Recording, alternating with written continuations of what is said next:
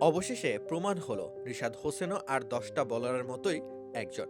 Big ব্যাশে তার কেটেছে বেজায় বাজে দিন, কিন্তু আপাত দৃষ্টিতে 4 ওভারে 35 রান হজম করা ও বিনা উইকেট প্রাপ্তিকে মোটা দাগে বলে দেওয়া যায় রিশাদের জন্য দিনটা মোটেও ভালো কাটেনি।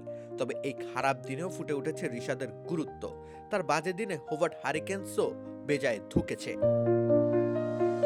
এদিন রিশাদ দুটো ভিন্ন স্পেলে বোলিং করেছেন। পার্থ স্কটচার্সের বিপক্ষে প্রথম 2 ওভারের স্পেলে রিশাদের খরচা ছিল মাত্র 11 রান, কিন্তু উইকেট তিনি স্বীকার করতে পারেননি।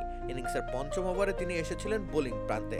সাধারণত ওই সময়টায় একটা উইকেটের অনুসন্ধান চালায় হোভার্ট হারিকেন্স। বিগত প্রায় প্রতিটি ম্যাচেই রিশাদ সফলতা এনে দিয়েছিলেন, কিন্তু এদিন তিনি ব্যর্থ হয়েছেন উইকেট তুলে নিতে। আর সেখান থেকেই যেন সৃষ্টি হয় এক ধ্বংসযজ্ঞের।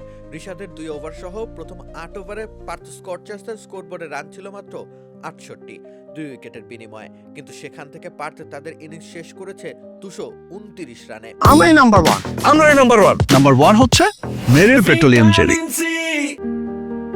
মাঝের সময়টা ঠিক কি ঝড় বয়ে গেছে তা নিশ্চয় আন্দাজ করে নেওয়া যায়। মিচেল মার্শ তো সেঞ্চুরি হাঁকিয়ে ফেলেন স্রেফ 55 বলে। মার্শ ও অ্যারন হার্ডি মেতে ওঠেন ধ্বংসের উন্মত্ত লীলায়। তাদের সামনেও রিশাদ ছিলেন বেশ সংযত। যেখানে দলের বাকিরা ওভার প্রতি প্রায় 20 রান করে হজম করছেন, সেখানে পরের 2 ওভারে রিশাদের খরচ সর্বমোট 24 রান। মার্শের বিপক্ষে তিনি প্রমাণ করেছেন তিনি স্রেফ one dimensional bowler non.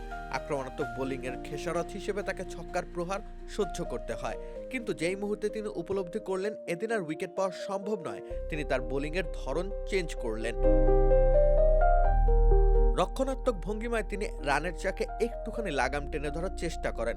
Of স্টাম্পের বাইরের চ্যানেল ধরে গুগলিতে পরাস্ত করেন মিচেল মার্শকে। কোনো প্রকার রান না হওয়ায় গ্যালারিতে উচ্ছ্বাস ফুটে ওঠে। এতটাই ব্যাটিং প্রলয় চলেছে ময়দানে এদিন। এত সব কিছু ঘটেছে স্রেফ রিশাদের দিনটা বাজে কেটেছে বলে। তবুও তিনি ছিলেন দলের দ্বিতীয় সর্বনিম্ন খরুচে বোলার। স্রেফ 8.75 ইকোনমিতে রান বিলিয়েছেন। দলের পাখিদের ইকোনমি রেট 10-এর গণ্ডি পেরিয়ে বহুদূর অব্দি এগিয়েছে। বাজে ম্যাচের এমন দিনও বরং বলে দেয় রিশাদ ঠিক কতটা গুরুত্বপূর্ণ। রাকিব হোসেন রুম্মান, খেলা 71।